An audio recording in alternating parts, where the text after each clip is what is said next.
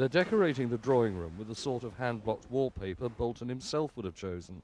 In fact, 200 years ago, he probably did. This was a wallpaper panel that was found from above the door. It was obviously hidden behind, obviously, wallpaper of the period. It is a water-based ground pigment with oil on top, covering the design. We have copied from the original. We've analysed the actual pigments, and we have basically copied the design to go back above the door. Matthew Boulton, entrepreneur, industrialist and member of the Lunar Society, moved into Soho House in 1766. Contrary to popular opinion, Boulton didn't build the house but had it extended and remodelled in the 1790s. Matthew Boulton died in 1809.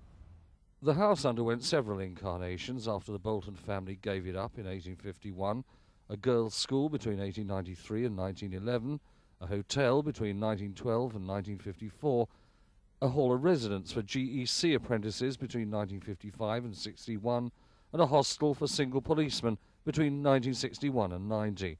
In charge during the GEC days, Mr. and Mrs. Basil Harley. And was it much of a wrench leaving? It was a terrible wrench. I never wanted to come back and see the house again until I heard it was to be restored and opened, and that made all the difference, didn't it, darling? Jessie did a lot of work on the history of the house for the time with the assay office records, and so it meant very much more to her than I think it did to me, although we both enjoyed ourselves hugely here. I think this is my favourite. I actually showed you that in there, and that's where we reduced the border. Yes. Carpets have also been carefully researched. The 205-year-old Kidderminster company Woodward Grosvenor used some of their 20,000 archive patterns to make a match. The accuracy of the colours, we used the document, and using the yarns that I have today, I actually matched to that document. So we do have a source of colour reference, which we use. Yes, we use it very regularly in this sort of work. Yeah. The restoration works funded by Birmingham City Council.